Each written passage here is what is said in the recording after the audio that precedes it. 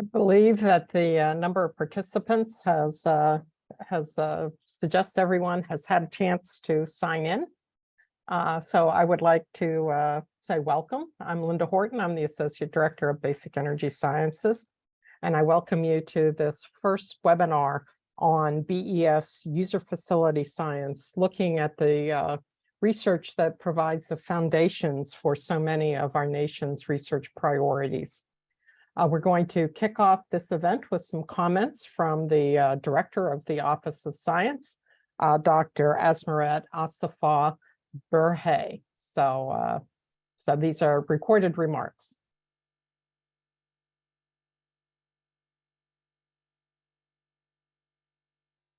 Hello, everyone. I'm Asmaret Asafah Berhe, the Director of the Office of Science at the U.S. Department of Energy. I'm really pleased to be here to talk about the tremendous impact that the user facilities have on our country and the ways in which they continue to serve our nation, making the U.S. a leader in research and development, as well as innovation. For those who don't know me, I've been in this new position for 7 months now. My job, when I'm not doing this government role, is a researcher and educator. I'm currently on leave from my position as professor and Velasco Chair in Earth Sciences at the Department of Life and Environmental Sciences at the University of California in Merced, where I also served as the Associate Dean for Graduate Education. But my very first interaction with DOE, my introduction to this world at DOE, happened because of user facilities at the Lawrence Berkeley National Lab, the Pacific Northwest National Lab, and later Livermore National Lab, where I was able to use world-class capabilities in spectroscopy, particular solid-state NMR, to better understand the soil's role in regulating the Earth's climate and carbon cycling.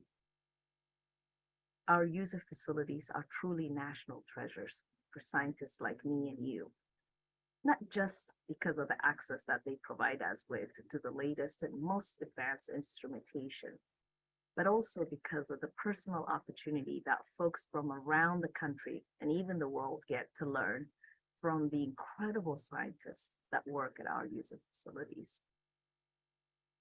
There's really nothing like our user facilities, and they're quite amazing. Let me now switch gears a little bit and talk about our new role and the current time that we're in. So through the Infrastructure Investment and Jobs Act, the Inflation Reduction Act, and the CHIPS and Science Acts, the United States is currently making generational investments in decarbonizing its economy and enhancing its economic competitiveness. At the same time, we're faced with new and ever-evolving biological threats for which we must be able to provide proactive responses. This creates R&D needs across several of our national priorities, including clean energy, low carbon manufacturing, microelectronics and quantum information science, and pandemic response and biopreparedness, and so much more. My office, the Department of Energy's Office of Science, is the largest funder of basic scientific research in the physical sciences in the country. Through the research, national laboratories, and our national user facilities that we support from my office, we lay the scientific foundations for the technological advances needed to address these priorities. The national user facilities support researchers from across the nation and even the world, provide unique and critical infrastructure and expertise to tackle these challenges. So contributions to these national priorities have included breakthroughs in energy science and technology, including innovations for batteries and energy storage, solar photovoltaics, hydrogen production, and carbon capture, and more. In the microelectronics area, the facilities are developing incredible capabilities to create and characterize the smallest devices. For example, in helping us improve our understanding of how strain governs the operation of a transistor at the nanometer scale. In manufacturing, researchers are using our user facilities to learn how advanced manufacturing processes like 3D printing can be used to create reliable metal parts with higher complexity than achievable with traditional manufacturing, all while using less energy.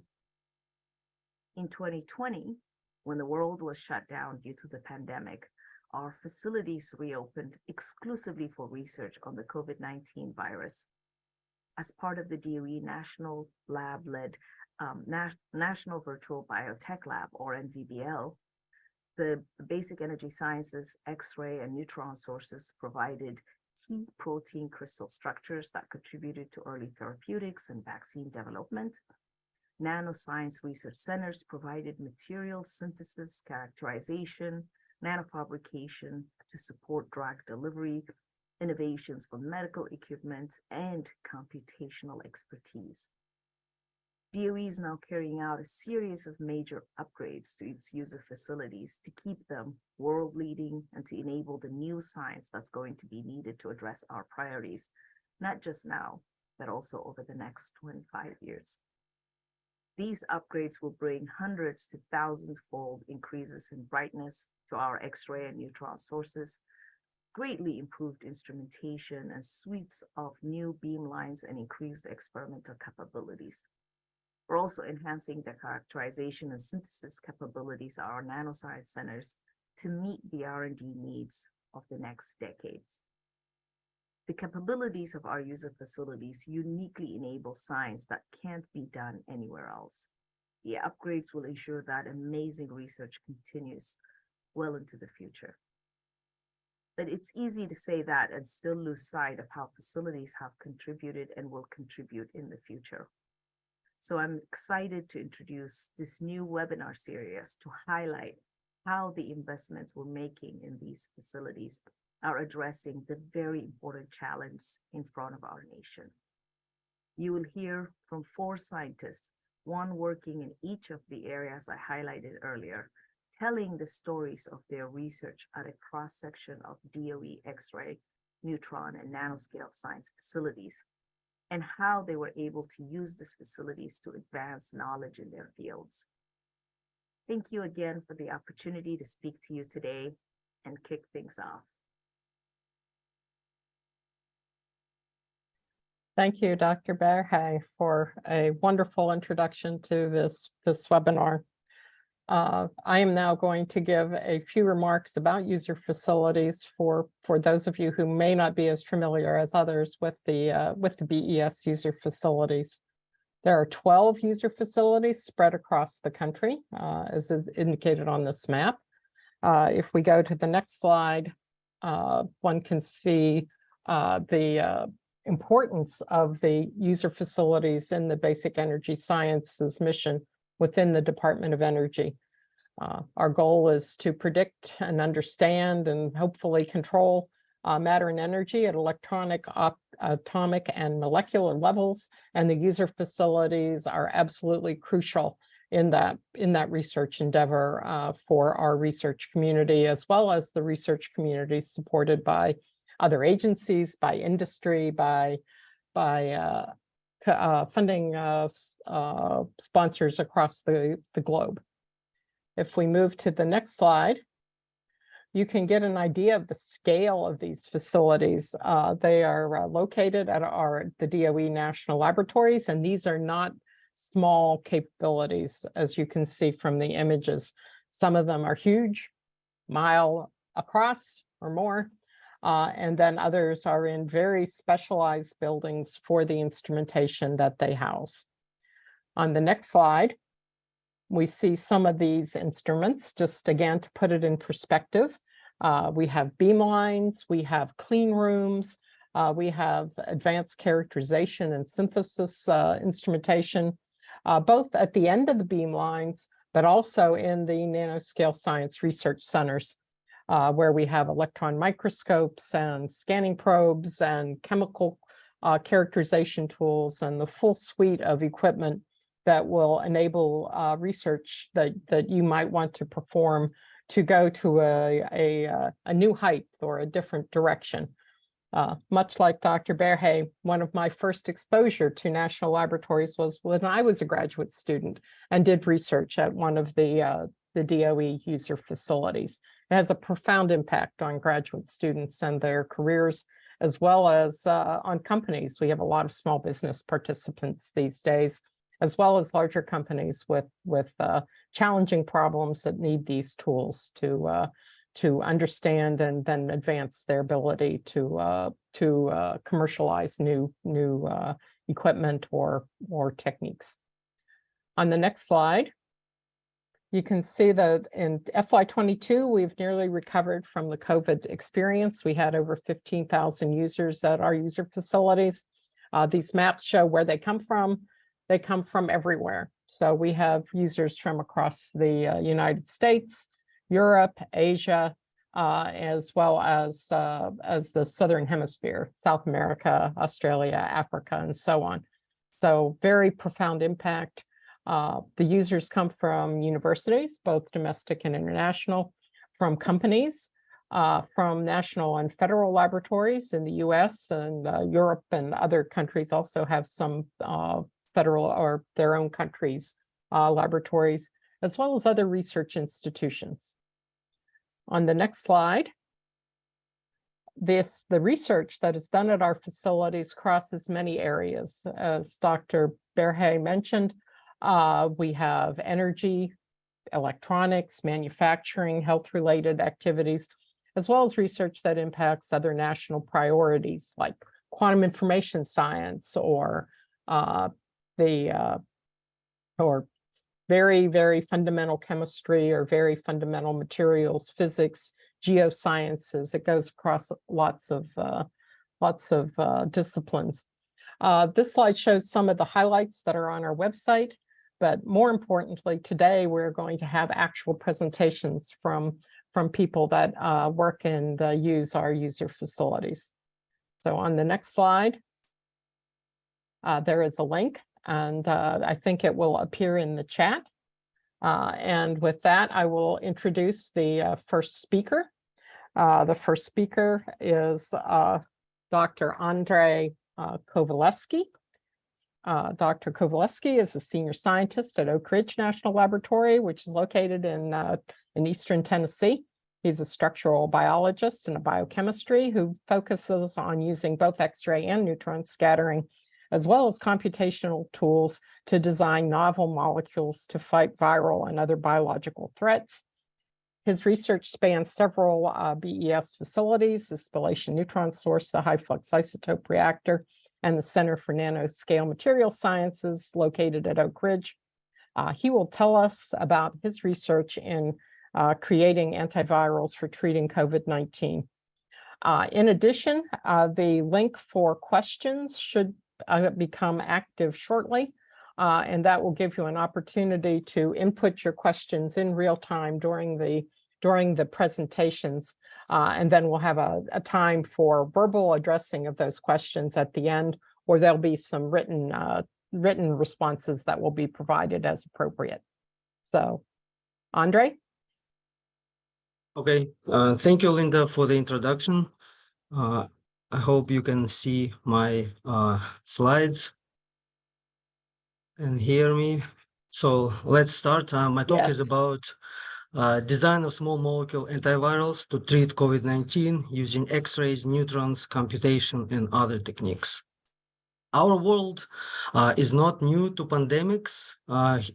Throughout history, humans have faced a lot of different pathogens, deadly pathogens. In recent history, we can recall two deadly pandemics, one Black Death that was caused by a bacterium, and another Spanish flu 100 years ago that was caused by a respiratory influenza virus. In the 1300s, to prevent a lot of deaths, we could people could practice better hygiene. In recent years, 100 years ago, to prevent a lot of deaths, people could better use face masks. In the past 20 years, we faced a different enemy, a coronavirus, also a respiratory virus that came in two forms called SARS and MERS, but at the time, we got lucky because these strains did not transmit that much. However, 3 years ago, we weren't that lucky. And a cousin of SARS called SARS coronavirus 2 caused a very bad pandemic called COVID-19. But unlike in history, today we have really powerful biomedical tools to battle such a disease. One of the tools is to prevent the disease, and it's based on vaccines. A lot of different types of vaccines have been developed in the past tens of years, and many diseases like the ones shown on the right can be prevented. We were fortunate to have a new technology called messenger RNA-based vaccine technology to create a COVID vaccine in record time. However, as we all learned, vaccine may not be 100% effective, and also a proportion of population would not be vaccinated due to various reasons. So in that case, for that reason, we have a different tool to battle a disease, and it's treatment options. From among the therapeutic options, small molecule antiviral drugs, like shown here on the slide, play a special role because they can be easily packed into pills that people can take by mouth to treat the disease. Each of these small molecules of about 50 to 100 atoms have to bind to specific viral proteins shown here in surface representation, and the proteins are about 5,000 to 10,000 atoms. The small molecules bind to specific pockets in these viral proteins, and their respective viral proteins are called the drug targets. So in order to design such small molecule antiviral drugs, we need to know the three-dimensional structure in exquisite detail for each of such drug targets. So now let me introduce the drug target for the SARS coronavirus 2 that we have been studying. And to do that, I would like you to look at two videos on the left about the initial stages of the SARS coronavirus 2 replication cycle. So once the virus enters the cell, its viral RNA, genomic RNA, is quickly taking charge with the cellular protein machinery called ribosomes that start reading this messenger RNA, the orange string, and produce viral proteins. What's interesting about the viral proteins coming out of ribosome is that they're all co-joined together, and they have to be cleaved by these molecules, gray molecules that are called viral proteases. One of them here is called the main protease. It comes in and cleaves the long polyproteins into individual proteins in order to continue the replication cycle of the virus. So this is the protein we're interested in studying. And here it's shown again. It's ironically shaped as a Valentine's heart, and it's at the heart of the viral replication. It cleaves the long polyproteins in this cavity that then can be targeted by a small molecule, which we call protease inhibitors, in order to stop this enzyme from functioning. If the enzyme cannot function, the virus cannot replicate. So now, to design these small molecules, we used a multifaceted design approach, which includes the following. First, as we identified the drug target, we have to produce a lot of it in order to test it in the test tube, and for that we collaborated with the Center for Structural Molecular Biology here at ORNL. Once we have enough protein, as I mentioned earlier, we need to get a very good structure of this protein and understand it from the three-dimensional view. For the structures, we used X-ray and neutron diffraction techniques. For X-rays, we employed the advanced photon source at Argonne National Lab. We also used our own home source. For neutrons, we used beam lines at the spallation neutron source and the high flux isotope reactor. Now, once we have those good three-dimensional structures at atomic resolution, we used the models and employ supercomputers in order to run molecular simulations and discover new inhibitors. So for that, we collaborated with computational scientists at Argonne National Lab and at ORNL. And when we have some small molecules, we want to improve on the simulations. So we use structure-based drug design, which in this case, we supplemented with the new technology called virtual reality assisted design. And when we have designed the molecules, we can synthesize them by collaborating with the Center for Nanophase Material Sciences here at ORNL. And once the molecules are synthesized, we need to evaluate in test tube and also in cells, in human cells with live virus in order to find out how well they work and how well they can kill the virus. For that part of the project, we collaborated with ORNL Biosciences, NIH, and also the University of Tennessee Health Sciences Center. And once this is done, this approach can be repeated to improve on the designs. So as I mentioned, we used X-ray and neutron diffraction to get very accurate protein structures. So in diffraction, beams, X-ray or neutron beams hit the crystal, the diffracted rays then are collected by a detector here, and the data are processed by a computer. So then at the end of the processing, we can obtain atomic coordinates for each atom in the protein structure. And in the end, we can collect that into a full three-dimensional structure of the protein. So X-rays are very good at locating carbon and oxygen atoms, as shown here on the right, in both protein or a drug molecule, because they scatter very well from those atoms. But as it turns out, proteins and drug molecules contain about 50% of hydrogen atoms, and those can be very difficult to find because hydrogen does not scatter X-rays very well. You can see that by looking at this little dot compared to the other dots from carbon and oxygen. Here come neutrons. Neutrons are very good probes for light atoms.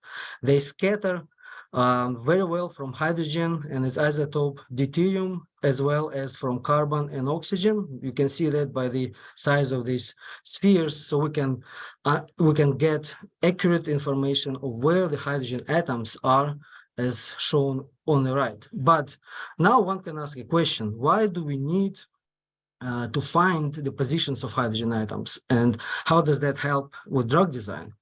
So for that, I would like to give you this quote by Dr. Daryl McConnell, who essentially says that in order for us to fully understand how a drug target is interacting with its drug, we need to know where hydrogens are because they're involved in the intermolecular interactions. Also, on top of the location of hydrogen atoms, if we know where they are, we can also place electrical charges on the chemical groups. And here, this is illustrated for a histidine amino acid and lysine amino acid. If you don't have, for example, a hydrogen on this nitrogen here, and same for lysine, the histidine has a 0 electric charge. So it's neutral, but when there is a hydrogen, it's positively charged. So that information is important for drug design. So now let's look at what we did exactly. We took the main protease, our intended drug target. We got an X-ray structure shown here. We identified this pocket here where a drug should bind.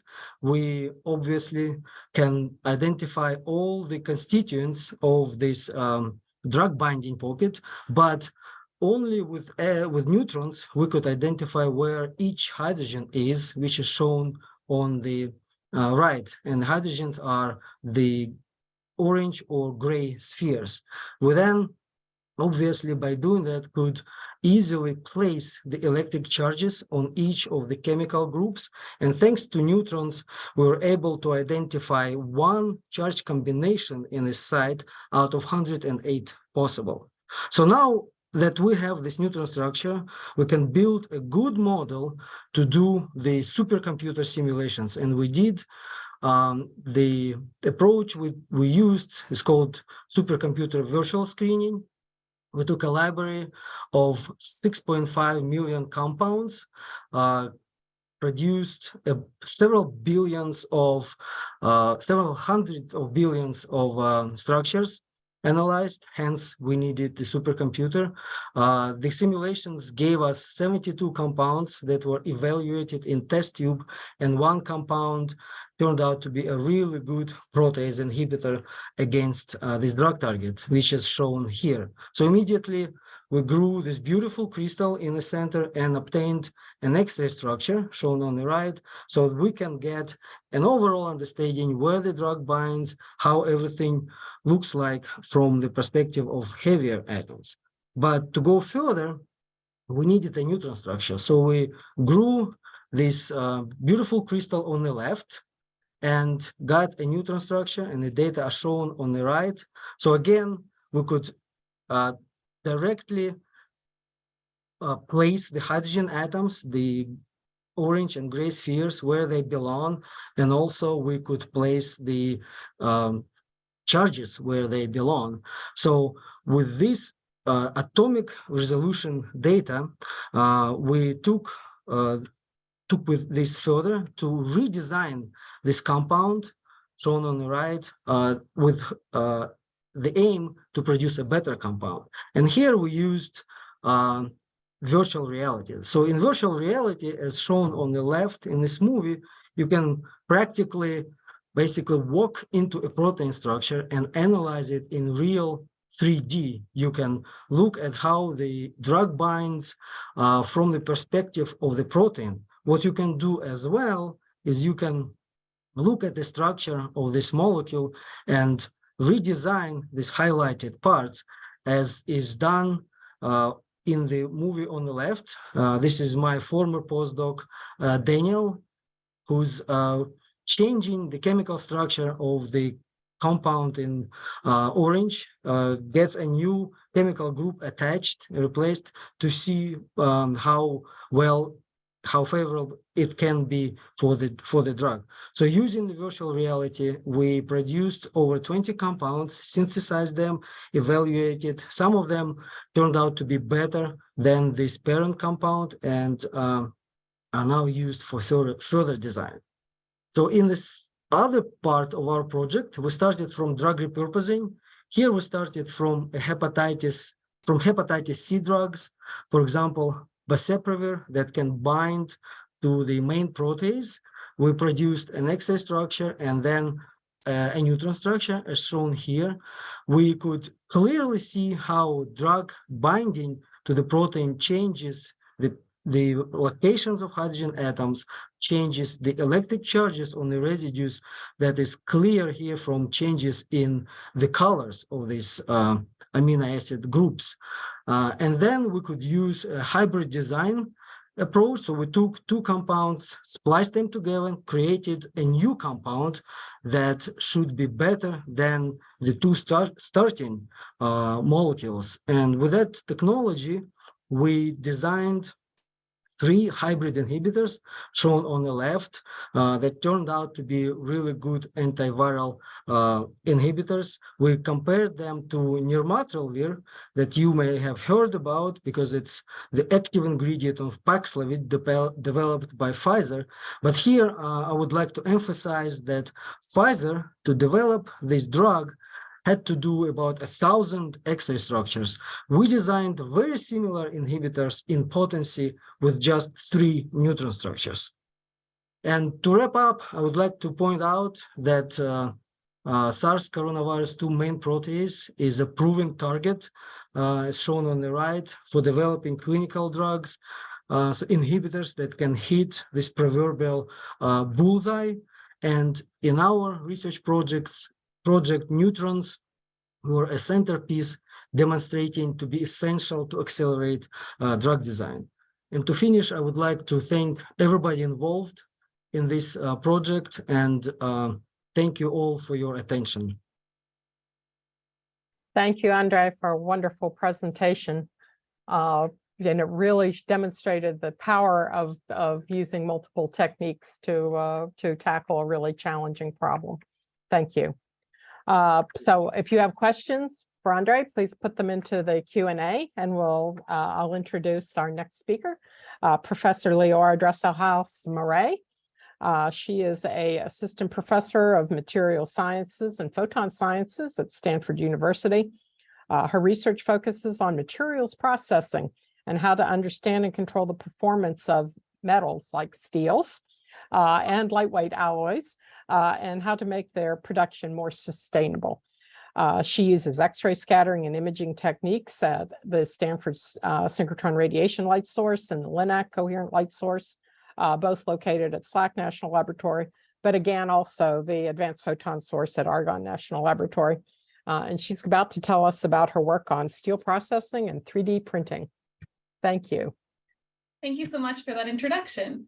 So it is my pleasure to bring to you some of the research, or today, some of the research that we do in my group, looking at how we can build the science foundations that are required for us to really be able to make progress in decarbonizing manufacturing, from making steel right at the beginning of the supply chain to starting to think about new ways to 3D print parts that we never have had access to before.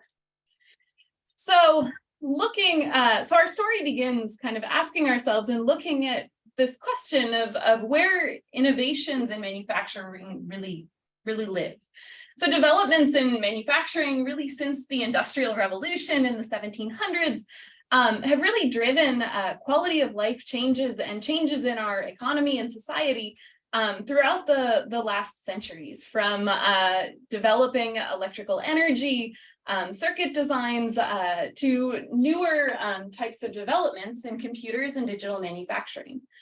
But today, in light of some of the really large societal challenges that we're seeing in terms of needing to prioritize decarbonization and sustainability, we find that many of those really established manufacturing techniques and approaches need to really be revisited for sustainability, both in understanding and interpreting and optimizing the energy efficiencies of our technologies, and in understanding how we can mitigate and reduce and ideally remove the greenhouse gas emissions that ultimately are present in technology.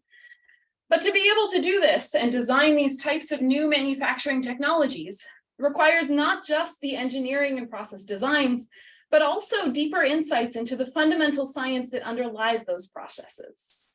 So you might ask yourself, well, what exactly is the science? What can science tell us in manufacturing? And to answer that question, we dive into the world of timescales. So if we look from femtoseconds, that's 10 to the minus 15 seconds, all the way up through years, we find different types of processes connecting the atomic scale view of how we create materials and build them to the macroscopic picture of how a device performs over the lifetime of its use and function. We find that nanoscale phenomena like bonds breaking and forming, or photons getting absorbed or emitted, happen at ultra-fast timescales, but those need to be connected to the rapid changes in defects or chemistry and the slower processes that happen as we see equilibrium phenomena evolve, and then the cumulative changes that happen from minutes to days to years of this timescale.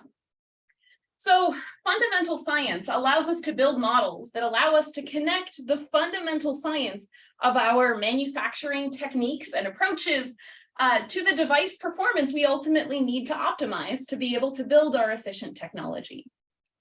In my research group, we specialize in developing and using advanced microscopes, cameras, and artificial intelligence for analysis and control to have a modern toolbox that we can use to apply or to measure the fundamental science of metals, so how to control the strength and properties of the materials, to being able to use those new insights to understand how to control and optimize sustainable technology, from understanding the fundamentals of how to make steel to understanding how to print 3D print parts. So I'll be talking to you today about the more applied focuses in our research that are enabled by these advanced tools that we've been able to use at light sources, like Linda mentioned, looking across the range of timescales in each of these processes. So we can start off with steel. Steel is one of the most essential materials in our technology today and our society today. It is ubiquitous in modern society, and in fact is produced in 1.86 gigatons per year. That's billions of tons per year. And that number, it turns out, is actually only increasing. However, this accounts today for 8% of the global annual CO2 emissions across every single industry. So we have clearly a problem that we need to worry about and think about how we can create steel in a more sustainable way. When you look at the breakdown of where each of those emissions comes from in steelmaking, what you find is that more than half of the carbon footprint in making steel comes from one step, converting iron ores from the ground into iron metal, the feedstock that we use to produce steel. When we look a little bit closer at how exactly iron making is done and has been done historically, we find that this is a process we've done for thousands of years. And we're really, really quite good at it. Today, the most established technique to make iron uses blast furnaces, which have layers of alternating iron ore and coal that allow us to take the carbon monoxide from the coal and convert these iron ores, iron oxides, into reduced forms of iron with additional emissions of CO2 at each step. So this process goes by 3 steps of CO2 emissions to produce the iron metal at the end, and it does so incredibly effectively. However, we of course need to find ways of switching this fuel from carbon inputs to and CO2 outputs to other types of more sustainable technologies. Hydrogen holds an opportunity to be able to decarbonize this process and this technology, going from our carbon inputs to our hydrogen inputs and changing our CO2 footprint into a water footprint that we can collect afterwards.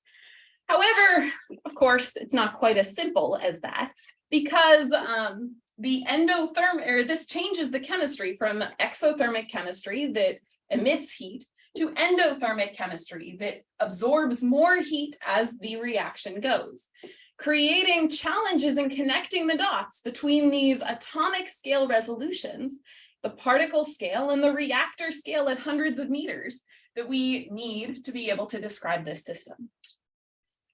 So how exactly can we understand how to optimize the reactor designs? Well, to do this, we need to understand how to connect the length scales in this chemistry.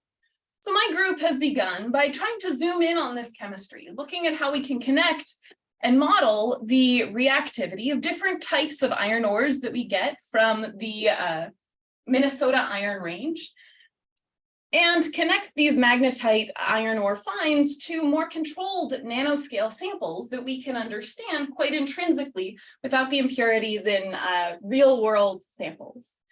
So we did some lab scale X-ray diffraction here on campus at the reactor relevant temperatures, 800 Celsius. And we were able to map out the relative phase fractions going from magnetite in gray to wustite in red, and then iron in blue. And what we find is that the reactivity, although it is much faster in the nanoscale samples, is actually relatively analogous in terms of the relative rates of each of the reactions. So this gave us confirmation that we had a surrogate system to be able to really study these reaction mechanisms with high enough fidelity to be able to start to connect them to larger scales. So armed with this insight, we brought our now model samples to the advanced photon source to start looking at higher fidelity views of these types of systems to give us this advanced picture and watch the reaction in real time. So starting at the advanced photon source, we did some operando, so that's in real life, in a real representative system, X-ray scattering methods, similar to what Andrea mentioned before, bringing in an X-ray beam. And as you can see in our sample over here, this is a photograph from the synchrotron, we were able to pass our hydrogen gas through a capillary of our opaque samples, and then using X-rays, see through them, even though the samples looked opaque and not see through at all with visible light with our eyes. And in this way, we were able to simultaneously collect information about the crystal structure with wide-angle X-ray scattering, and with small-angle X-ray scattering, we were able to resolve the larger scale shapes of each of those grains, of the populations of those grains as they evolved during the chemistry.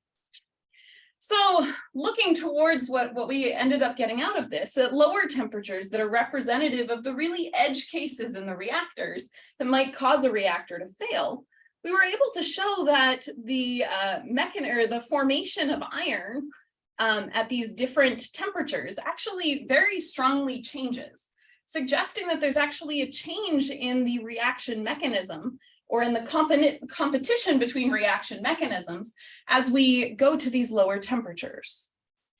But by also simultaneously looking at the larger scale structures, we could also track that at these low temperatures, we go from, as you can see in purple, this structure that's around the scale of 10 nanometer particles up to larger scale particles, as you can see in red here, that show this sintering effect, this enlarging of the material.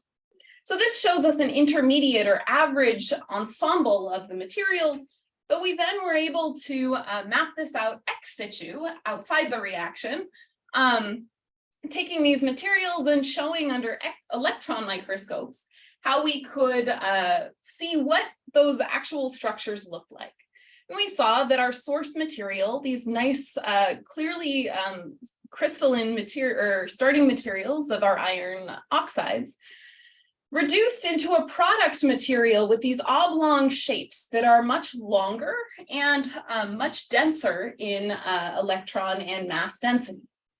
So we then asked ourselves, well, how exactly do we go from these tiny little nanoparticles to these much larger worm-like structures almost?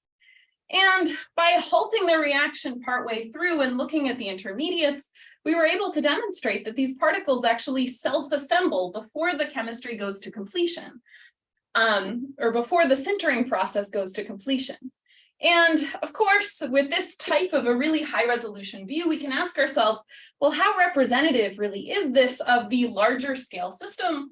And this brought us back to the advanced photon source, where we used X-ray tychography to be able to get a three-dimensional image of the different phase compositions in this material at this intermediate step. And we're able to see that while both the iron and the iron oxides are present at this intermediate stage, some of the iron oxides actually get entrapped inside of the macroscopic structure, limiting the ability of hydrogen and the reaction products, or the reaction starting materials, to get in to be able to complete the reaction. So what has this shown us about iron making that wasn't known before?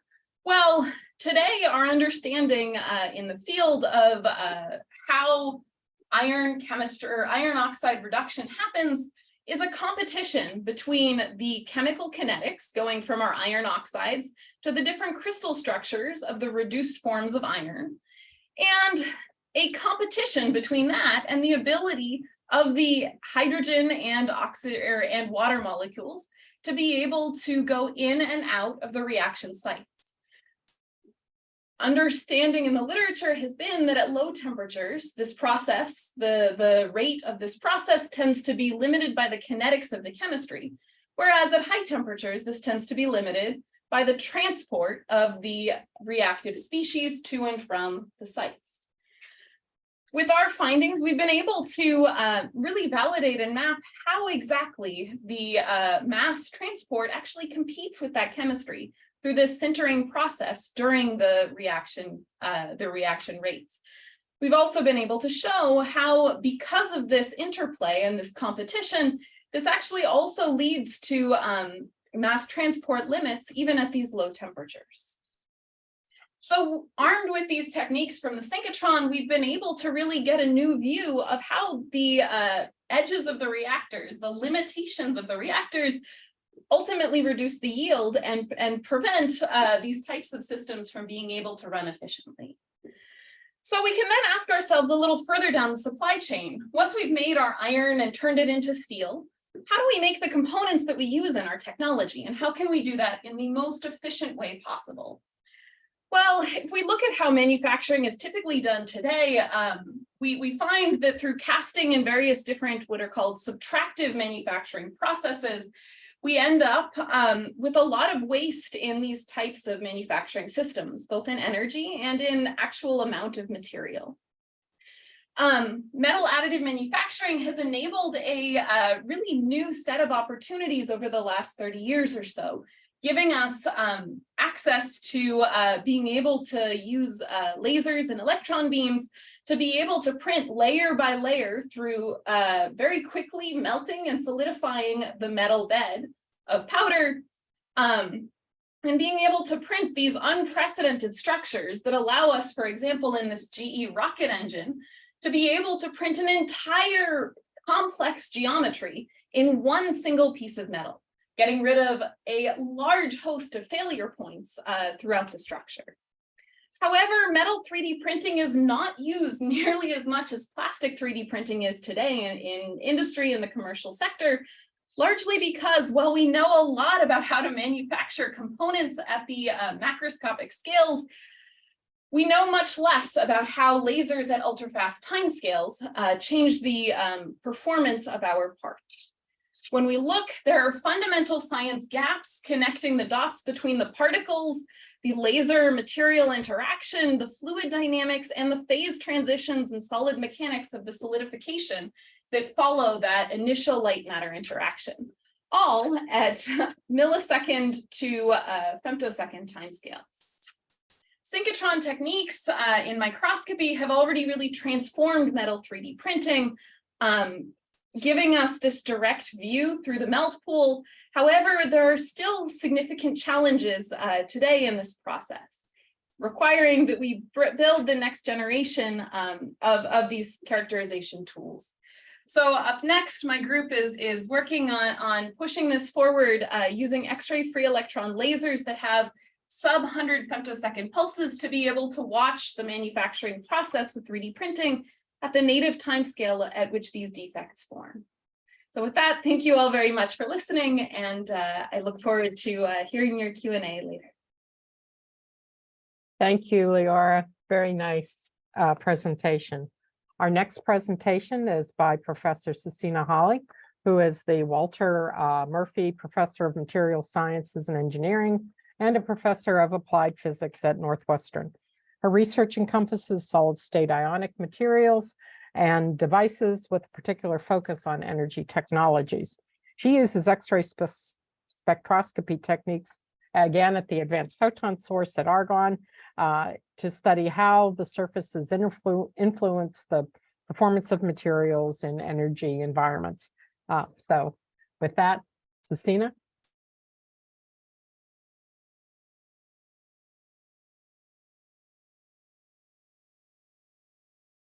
You are muted, Cecina. Okay, great. Thank you. I'm looking for my unmute button. Sorry about that. Okay, great.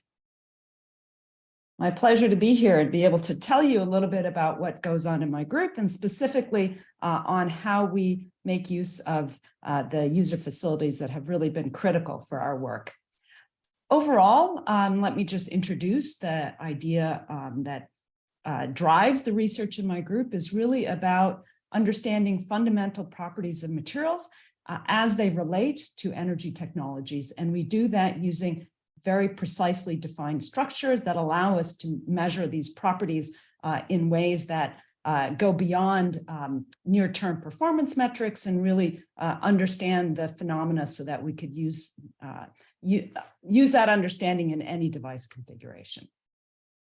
And I think that now everyone understands the big challenge that we have with respect to climate in the sort of local pollutants having to do with local air quality and also the global pollutants in terms of CO2 emissions.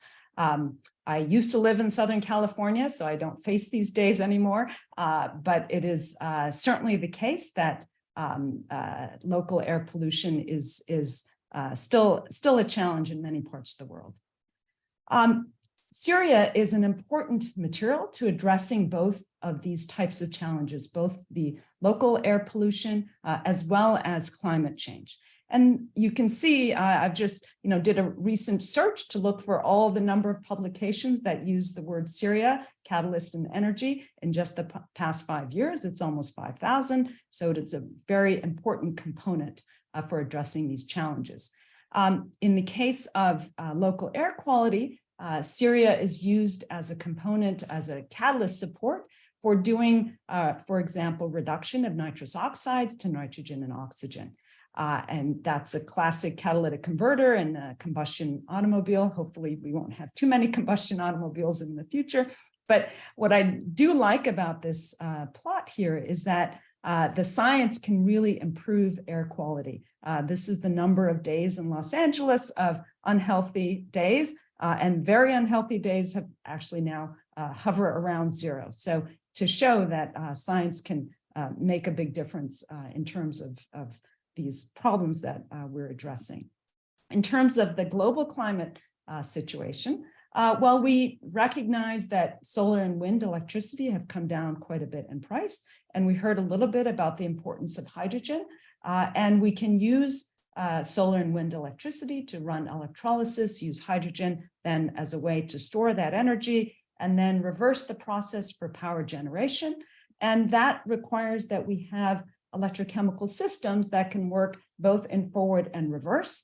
And Ceria turns out to be a great catalyst for both directions of that reaction, so that we can have electrochemical devices that do, as I said, both storage and power generation in one component.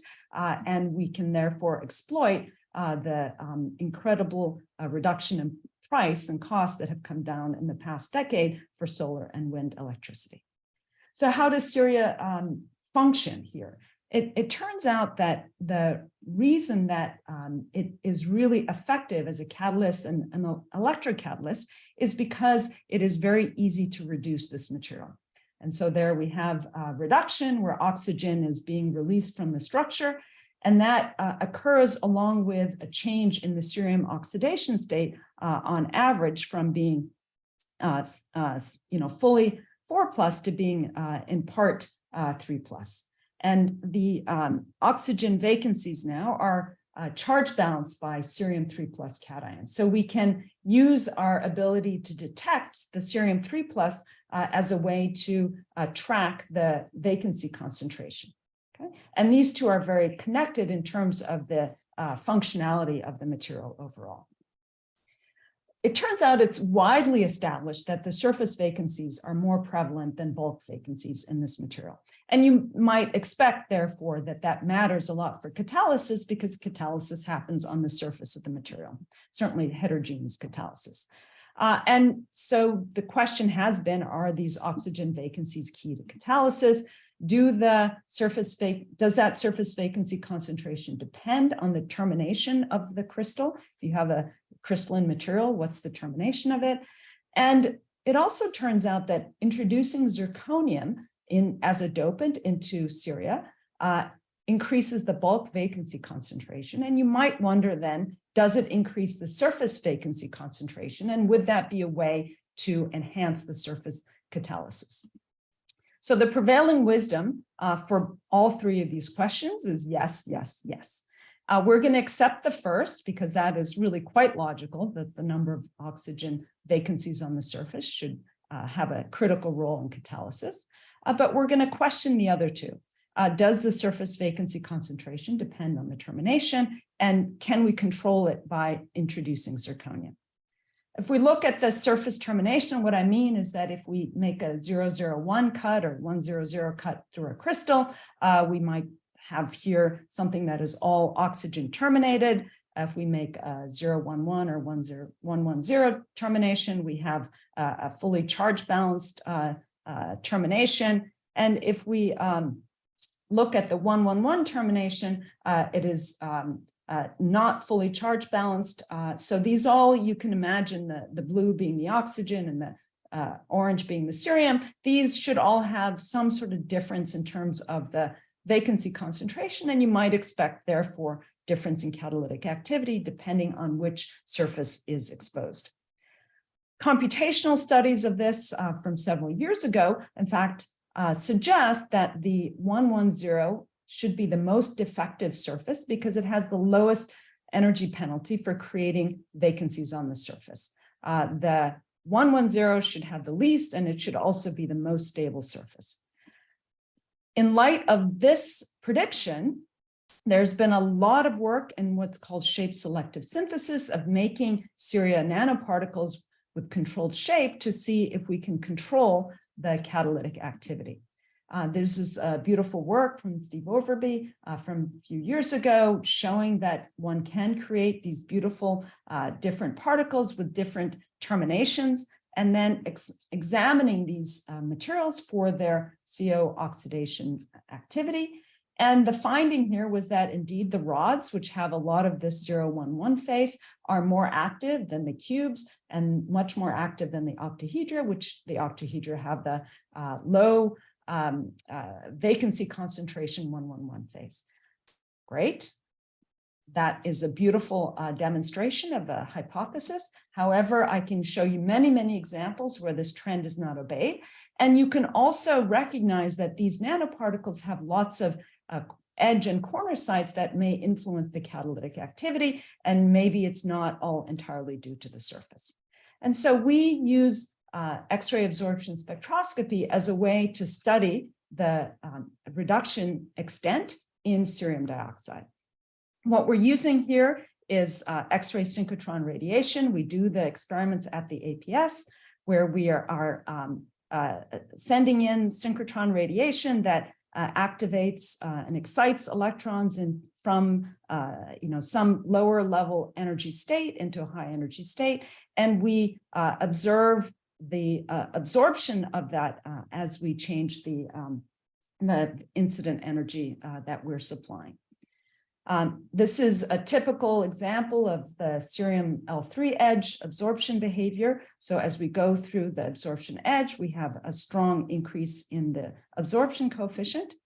This is the X-ray near edge spectroscopy regime that tells us a lot about the oxidation state, and the extended fine structure regime tells us about the structure. For this presentation, we're going to focus on the Zanes region.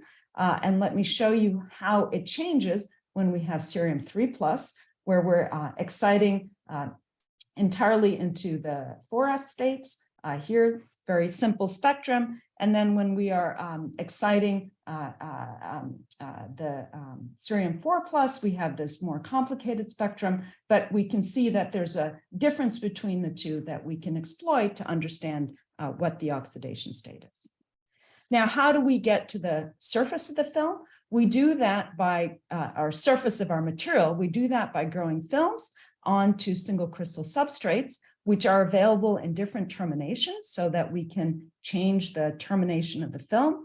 And we control the incident X-ray that we supply here to allow us to probe either the bulk of the film, our film is about 200 nanometers in thickness, or the very top surface. So if we're at a very, very shallow glancing angle, our X-ray penetration depth is only a few nanometers. This is due to total external reflection, and that allows us to probe really the top surface. Because we're using X-rays as opposed to electrons, which is another way to measure oxidation states, X-rays can get through air environment, various environments. So that allows us to do very nice control of the environment without having to be in vacuum conditions. It also allows us to measure the cation chemistry because we can do fluorescence at the same time. Okay, so this is how we're going to be able to do our measurement. Again, we achieve the surface sensitivity by having a very, very shallow angle. I find it really remarkable that our instrumentation here can really fix us at these less than 1 degree incidence positioning. And then we go to a little bit higher angle to get the bulk of the film. Ideally, this means we're using the same film. It's all sort of one single experiment, so we can really understand the surface versus the bulk behavior. Here's our reference spectra again, and here are, under ambient conditions, the results of looking at the 3 different terminations. And you look at that and you say, well, there's a little bit of difference, but when we analyze, for example, the initiation here of the absorption edge, we do what we call linear combination fitting. There's not much difference in the surface reduction. The surface is more reduced than the bulk, so that's good. But there's not much difference between these 3 terminations, which is a little surprising, a little puzzling. Okay, so let's go to more reaction relevant conditions. And as I said, we can do this very nicely with X-rays. We don't have to use vacuum techniques. First of all, just to make sure that our bulk film looks right, it does. There's no reduction of the bulk film when we take the temperature up to 800 degrees Celsius, even do it in a slightly reducing condition. Well, this is moderately reducing condition.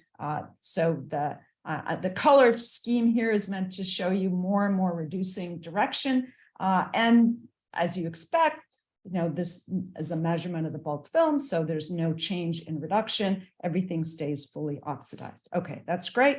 Everything works.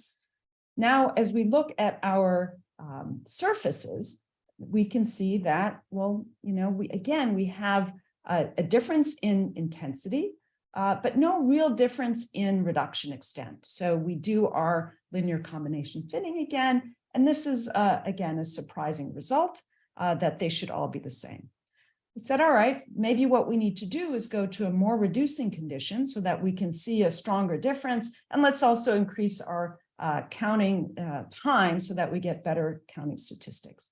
And when we do that and go to more reducing conditions, what we see is that, in fact, now the 111 is more reduced than the 001. Now, what I want to point out is that this is in fact, really counter to the expectation. So the expectation was they shouldn't all be the same, but when they're different, the 001 should be more reduced than the 111. And we're seeing the opposite trend here.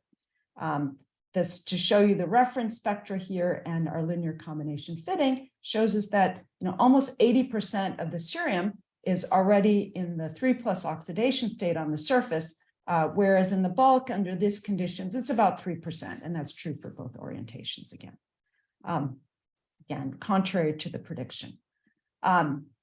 Summarizing then what we see in terms of termination behavior is that this 011, which was believed to be the most reduced surface, we're not seeing much difference at moderate reducing conditions. When we go to these strongly reducing conditions, we see that the 111 is more reduced than the 011. We haven't yet had a chance to measure the really interesting 011, but we'll get there soon. For us, that says, this is not as simple as looking at the measurement or the predicted enthalpy of reduction for the vacancy energy formation. It's a more complicated picture than that. We suspect that there might be a role of entropy here, and there's a lot still to be untied in terms of the behavior of this material. Let me say a little bit now about what happens when we introduce zirconium. And you might wonder, why the heck would zirconium, which is a 4+ species, have anything to do with creating vacancies in Syria? And the reason that it does that, well, let me first show you that we measure that. Others have measured it, but we measured it again just to make sure that it was true. As you introduce more and more zirconium, the total oxygen content in the material declines. We see that with increasing reduction. And this is really a result of the synergistic behavior between cerium and zirconium. When we want to measure a lot of different compositions, we do that with a composition gradient. And what we see, we can create these many different strips of different compositions. And this is being able to measure a strip, which is only 200 microns in diameter, again, requires that we go to the synchrotron where we can put the beam together in a very small spot. What we see is that, again, the surface is very reduced. The most important piece that I want to show you is that the surface reduction does not depend on the zirconium. The undoped material was already highly reduced, so the zirconium has minimal influence. That's not surprising, and the bulk behavior matches what we expect thermodynamically. I will skip this and just say that overall, we are seeing that the zirconium would not be expected to benefit the surface reaction rate, and that in fact matches what we've measured in macroscopic measurements of the surface reaction rate. So we really are beginning to untie this knot in terms of the way the Ceria surface behaves. And with that, let me thank my group who've done all this great work, the two students in particular, and my collaborators, and thank you for your attention. Thank you, Cecina. Very nice presentation on the intricacies of catalysis. Our final speaker for the session, and then we'll have Q&A, is Dr. Yang Xu, who leads the imaging and microscopy program at the National Synchrotron Light Source 2 on Long Island in New York. He is also the lead scientist for the hard X-ray microprobe beamline at the NSLS2. His research focuses on cutting-edge X-ray microscopies and other instrumentation, and using these to advance material science. He'll tell us about his work in characterizing and 3D imaging of microelectronic circuits, which is a really important research area today. Thank you, Yang.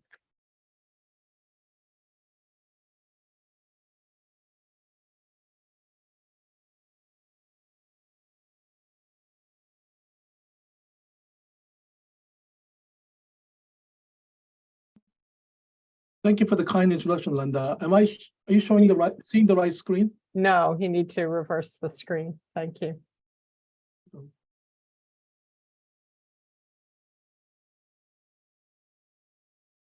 How about now? Yes, correct. Thank you. Hello, everyone. I would like to tell you about how we using nanobeams for studying microelectronics in collaboration with IBM. We hear many times about microchips in news headlines, particularly about the supply chain disruption, the rising global tension, and the concerns about US competitiveness. No one can disagree that microchips immensely affect our daily lives. One obvious fact is that microchips are everywhere. We find them in computers, cell phones, medical instruments, weapons, and even in your own kitchen. According to the Consumer Electronics Report, the market size is expected to reach $450 billion by 2024. The number of a microchip will increase exponentially to the point where they will consume up to 10% of entire energy produced on the planet by 2035 if the current trend continues. So we must find ways to make microchips more energy efficient in order to prevent this dangerous trend. A key approach to this problem is to make the chips smaller and consume less energy. Indeed, the semiconductor industry has been making unbelievable progress in making microchips smaller and smaller. A simple way to visualize this tremendous progress is to plot the number of transistors within a device versus the year that device was introduced to market. By the way, a transistor is a fundamental component of microchip that controls binary operation, yes or no. So the number of transistors in a chip is an indicator of how advanced a chip is. Remarkably, the semiconductor industry has been doubling the number of chips for every 2 years for last 5 decades. This empirical trend is known as Moore's Law. The dotted red line shows the growth rate. By the way, the modern device now contains more than 10 billion transistors in a small chip. However, the most experts do not believe that Moore's Law will continue because the industry is facing tough challenges making the transistors smaller and smaller. Here I'm showing the transistors produced by the so-called 2-nanometer processing technology, which has about 5-nanometer width in its gate structure. I must point out that 5 nanometer is roughly a few tens of atoms wide. The industry is now approaching its fabrication limits. The insulating layers in the transistor is now so thin, making it very difficult to prevent electric current from leaking out to neighboring regions. For tiny structure, defects play more detrimental roles and are more difficult to control. Overall, the device can fail more easily and become less reliable. DOE has recognized this important challenge. The DOE report on microelectronics states that Moore's Law is now threatening to end. It calls for new approaches to make chips faster and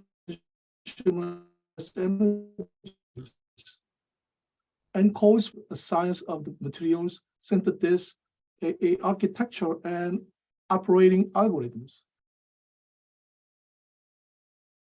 Tackling this urgent challenge, we need to understand the material science behind these tiny structures to improve the current technologies and jump to the next generation technologies. But how can we see something that's only a few tens of nanometers wide?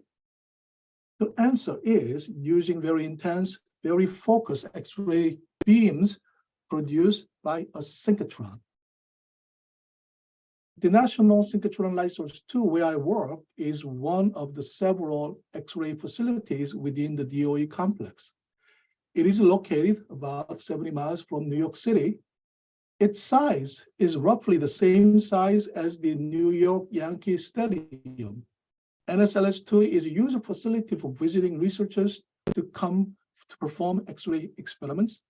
It has broad range of cutting-edge material characterization tools and is the leader of the nanoscale X-ray imaging. Before I talk about details, I'd like to mention two ways for researchers to use synchrotron capabilities for microelectronic research. First, a suite of measurement tools can lead to the discovery of new materials by supporting synthesis of novel material systems, optimizing their properties. By the way, the previous three speakers talked about using these capabilities for their research. Second, using imaging tools, we can visualize the three-dimensional internal structure and chemistry at the nanoscale. These tools are critical to verifying how the microelectronic components are integrated into 3D without breaking them apart, analyzing how devices are working or failing, and mapping strain in tiny transistors inside microchip. So I want to give you a brief overview of why strain is important for transistors inside a microchip. The amount of current generated in a transistor linearly scales with a physical parameter called electron mobility. High mobility allows operation with less power. It turns out that electron mobility is strongly influenced by strain. A usual way to control strain in a transistor is to place silicon germanium layer with a larger spacing next to a silicon layer with a smaller atomic spacing. In this way, silicon layer is stretched out while the silicon germanium layer is compressed. The exact amount of strain can be carefully engineered by controlling the fraction of the germanium atoms in the silicon germanium layer. So to verify how strain is correctly engineered, we must measure the actual strain in a transistor and compare it with the designed value. To perform this task, we use X-ray imaging techniques. This is how we perform a nanoscale X-ray imaging experiment at NSLS2. We create a tiny X-ray beam down to 10 nanometers in size. We shine this tiny beam to sample and simultaneously collect various signals.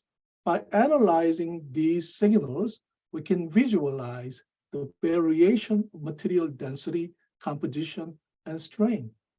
I want to emphasize that the Hard X-ray nanoprobe at NSLS2 is the only X-ray instrument capable of measuring a strain, mapping strain in the latest transistors. By using the same principle as a medical CT scans or tomographic imaging, we can create a direct view of 3D internal nanostructures as shown on the left. You can clearly see the interconnects and other tiny structures in a microchip. Alternatively, we can perform strain imaging by applying specially resolved X-ray diffraction technique. This method gives an indirect view of atomic distortion. The movie on the right is a diffracted beam intensity pattern from a sample showing complicated fringes. By analyzing these fringes, we can visualize how the atomic arrangements are distorted as a function of sample location. Shortly, I'll tell you how this strain imaging method is used to studying the latest transistors. But before that, I want to tell you how the transistor work and how they've been evolving to achieve higher performance. This is how a transistor works. When a small voltage is applied to the gate, current flows across the channel.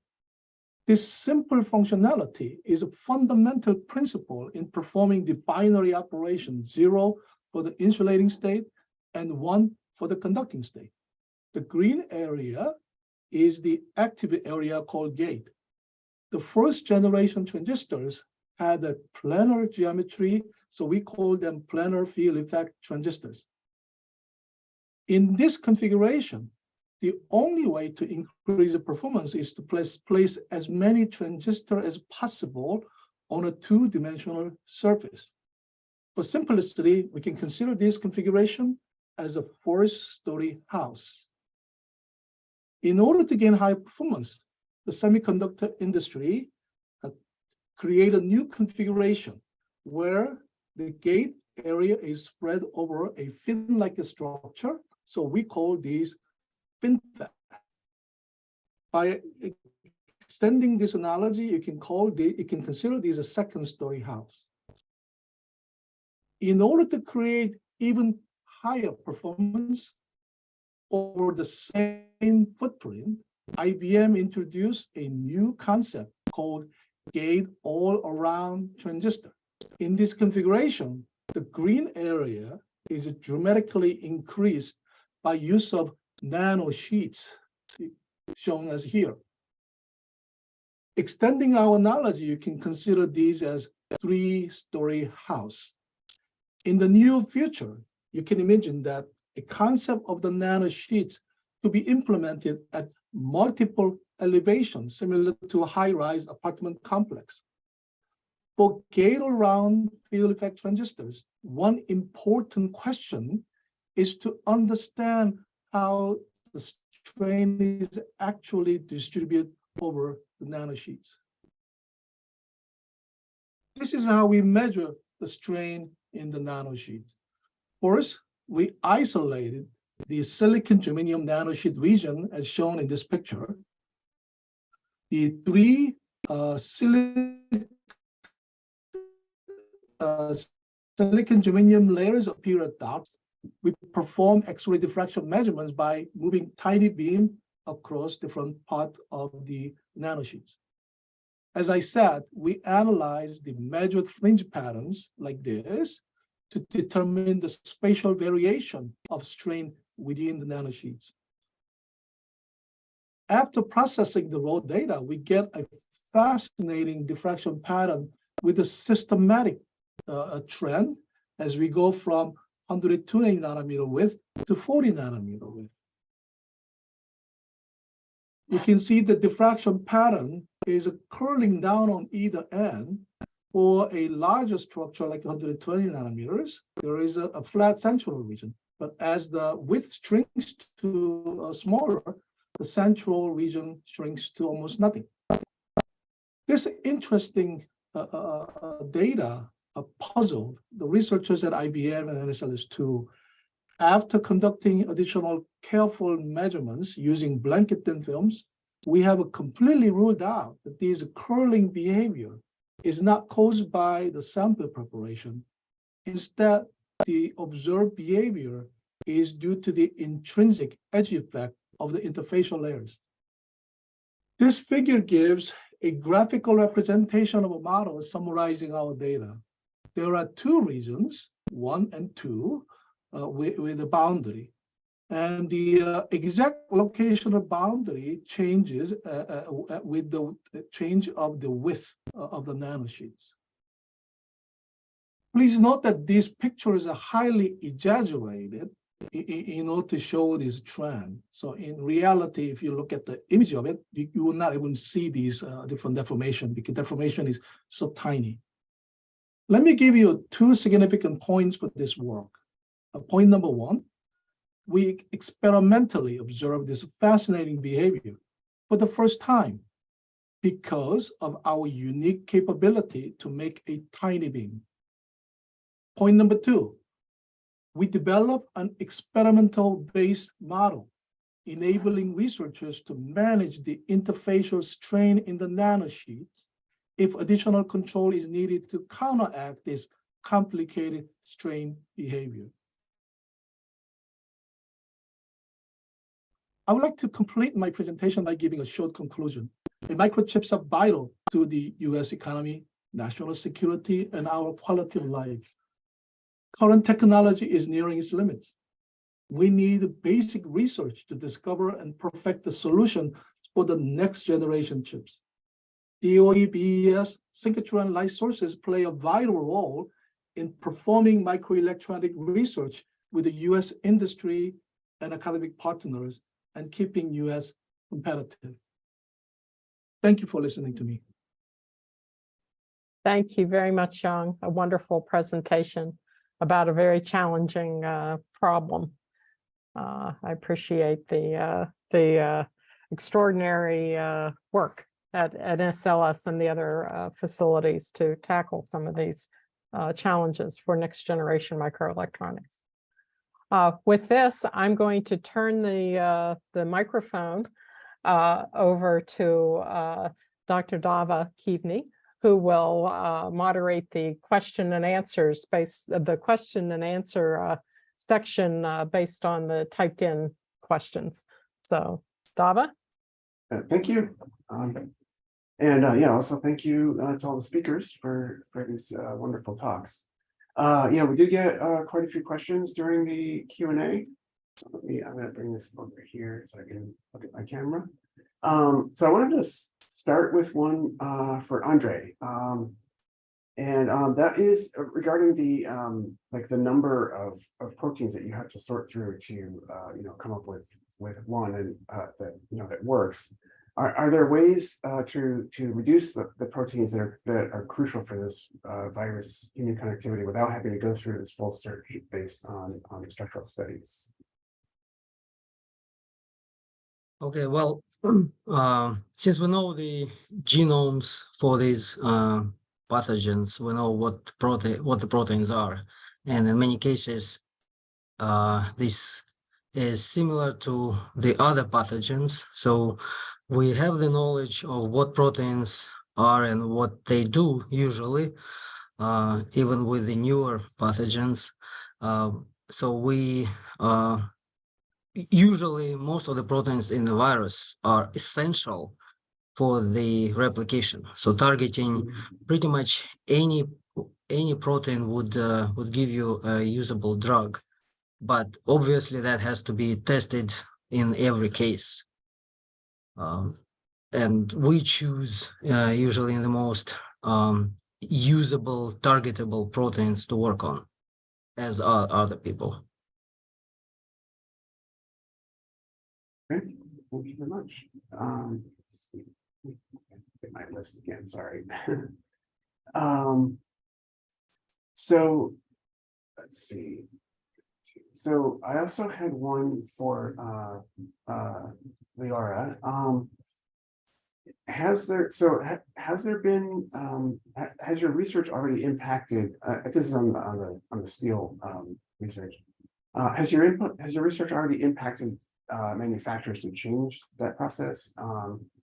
And if not, what recommendations would you have for them to change, and what's the gap? What is the gap between where your results are and the current industrial practice or application? Great question. So my results that I shared today are quite new results, so we haven't yet had a chance to connect them to industry. We are presently working on incorporating the fundamental science that we've learned with multi-scale models and process scale models to be able to start to understand how the fundamental science that we've learned influences how we think about and how we strategize on optimizing reactor designs and reactor performance and specifications. I would say that these kind of hand-holdings between theory and experiment are very important to be able to shed light on these types of incredibly multi-scale problems, to be able to have an impact in that capacity on industrial manufacturing. Okay. So actually that brings up a sort of a general question that that we had sort of prepared for and actually everyone could address this, but in terms of that, what are some capabilities or capacity or techniques that would be game changers for you, for like at the facilities for your research? And Leora, you can start with that, and if the other, we can actually go around to everybody. Sure. So I would say that one of the things that we really have benefited from in this research is the opportunity, and Young Chu mentioned this in his talk as well, for being able to not just understand with high precision one specific system, but to be able to do operando measurements with multimodal types of information, because no one tool can give you every piece of information you would need to make a scientific conclusion. So a lot of the results that I showed today were actually done simultaneously, where I had one student at one beamline, one student at a different beamline. We literally walked around the ring to be able to have the simultaneous version of the measurement, but having the ability to not have to take things offline and do it operando so that you have the real-time feedback to correlate, I think that's the game changer in this field. Right. And what about sample environments? Is there anything in addition to what you don't have now? For me, that was actually going to be the key aspect, is the sample environment, because we're typically looking at catalysis, a little bit higher temperature, gas control, most in situ for physics folks who do a lot of synchrotron and spectroscopy, that means low temperature vacuum, and that is not the conditions that we're interested in. So that's a big aspect of it. The other part that I think could really be exciting is, I think Leora maybe touched on it, is the idea of doing analysis on the fly so that you can optimize your data collection, so that did your sample equilibrate? Are you done collecting data? Can you move on to a different temperature condition? Or are you at the right wavelengths for doing this experiment and doing this measurement? Can you do that learning on the way, so that you don't think about, oh, I'm going to do, I've got my week of beam time. I'm going to collect all that data and then do analysis afterwards and think, oh, if only I had raised the temperature, 5 degrees, or if only I had done my window of measurement, whatever, 10 EV wider. That is so frustrating. So being able to put those on the fly methods. I'm no expert in computational machine learning. So this is the kind of thing where, I would love to have more collaborators come in. Okay, that's a great comment. And certainly this is something that, the facilities are focused on, and it certainly is a way of achieving much greater effective throughput, right? In terms of the amount of usable data that you can get from a week of bean time or a few days of bean time. So, and certainly the on the fly, and also the sort of multimodal experimentation where one experiment kind of drives another one that we already touched on is certainly also a very big focus of the facilities too. So let's see, Andre or Yang, did you want to address that question at all, or we can move on to another question if you have something? Yes, well, I can say a few words. For us, as for our research, the use of neutron diffraction has been the centerpiece of the project.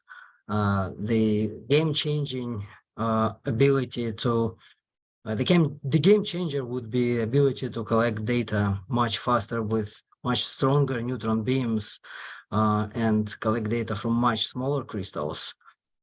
And that also goes for a lot of the proteins that we could be studying with this technique that just are not amenable right now to neutron diffraction because they don't grow good enough crystals.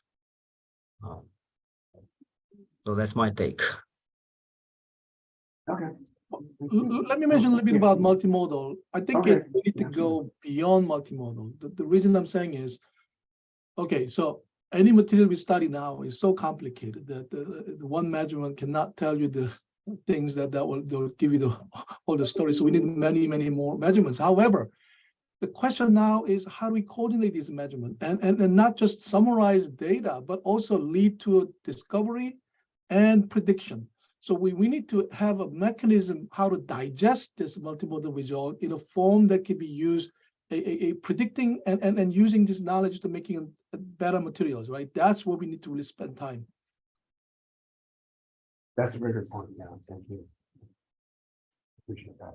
So actually, so there were some questions for Yang as well on the in the Q&A. So I didn't actually get a chance to look at them that closely. So let's see, this one, I think you kind of just maybe just do that one. So for Yang, do you deal with beam damage?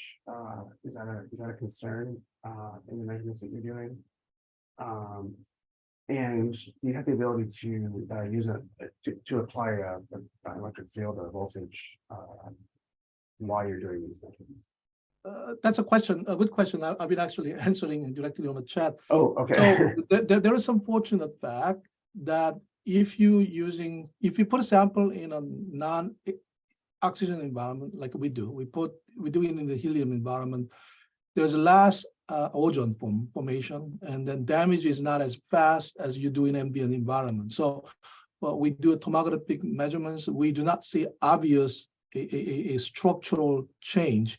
There may be some chemical changes, but some problems that structural integrity is important. So there's not much beam damage, although we're paying attention. Second, we are in a process of doing a in situ control by having a small device made and then controlling their activity and watch this X-ray and see how it happens in a nanoscale. Thank you. Let's see. If I could just follow up on questions sure. of beam damage. I mean, it certainly is an aspect of concern.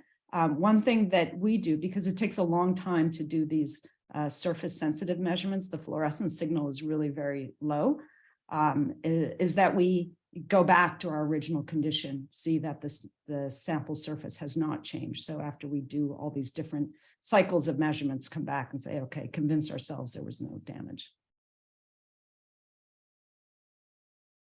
Thank you.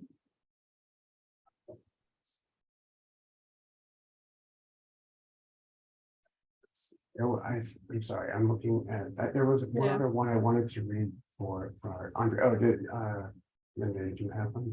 Oh, I was just going to Yeah. say, while you're looking for the next question, I'll say something about industrial use at the user facilities, because that Okay. was one of the questions that came up in the chat. One of the things that we're focused on at all of our user facilities is expansion of participation. That includes industrial participation and participation from institutions that might normally not have been able to take advantage of our user facilities. One of the silver linings in the COVID experience was the adoption of a lot of remote access tools, some of which you saw very nicely in some of these presentations. The virtual reality information that was shown was just really cool. So we are really working to expand the ability for people to participate at our user facilities that might not have been able to do so previously, or using remote access tools and looking at other activities that would make things simpler or easier. Many of the facilities have a industrial outreach already. So if you go to the websites, you'll see information for industrial users for that particular pool. I know that for some companies, it's easier to do research at the light sources because they don't mind publishing their results. If you're not going to publish your results, then you have to pay full cost recovery fees. That's one of those competitiveness things to make sure we're not taking business away from companies. So that is also a possibility at the user facilities that you can follow up on and ask more information. Also, there was one specific question in the chat about the availability of a very specific piece of instrumentation, and we'll have to get back to you on that. I'm not aware of any facilities with that capability, but there could be. So we'll follow up on those kinds of questions later. And now back to Dava, so she has had time to find the next question. Yeah, I found the one I wanted to ask, and this one is for Andre, and it's about predicting mutations. Actually, do we have sufficient knowledge to predict virus mutations, and does it make sense to develop technology to induce mutations so that a new variant becomes like a new COVID variant would become dominant but less harmful, like so I guess to induce it to become more like a cold or something, I suppose. But do you have any comment on that? Yes, this is actually two questions. Yes. The first question is, can we predict? Yes, there are studies on various viruses and various proteins that attempt to predict mutations based on the knowledge with what that specific protein interacts with. I personally know a few studies on HIV and HIV protease specifically, where researchers did predict mutations that would be drug resistant, so that the drug in question would not work. So that technology is being developed as we speak. The other part of the question is, yes, that theory is called lethal mutagenesis, and there are quite a few papers on that. I'm not an expert in this field, but essentially the idea is to have a drug that gets incorporated into the viral RNA or DNA, and down the line creates mutations. And as more and more mutations are created, the virus basically is no longer viable. But you have to deal with other factors here as well, as we do with other types of drugs. You introduce a drug, and especially if something that changes DNA or RNA, you're possibly interfering with the cellular processes, and side effects can be pretty bad. So a lot of work has to be done in that area. Yeah, I mean, obviously, I'm not an expert in this area either, but that second question is not, it does sound like it could be a little bit risky, perhaps. I don't know. So let's see. I think so. We don't have. I think that's pretty much most of the questions that we could get to. I think on this in this format. I think so. Maybe I'll turn it back to Linda for some final remarks. Thank you, Dava. And thanks again to the excellent presentations by our speakers and the Q&A. Very intriguing. And there are some great questions remaining. I think we can probably get a download of those and make sure that the speakers have an opportunity to respond after the event. So thank you to the speakers. Thank you to the participation. We had upwards to 400 people participating in this webinar, which is a good omen for the future plans for additional webinars on probably about a monthly basis, covering different areas of impact from our user facilities and other topics that people may be interested in relating to our user facilities, how to get access, industrial access, some of those kinds of topics are things that we can explore. So if you have suggestions for webinar topics that we should cover, please send an email to myself or Dava, who is leading this effort. So thank you very much. I really appreciated everyone's participation and engagement, and I look forward to the next time. Thanks. Thank you again.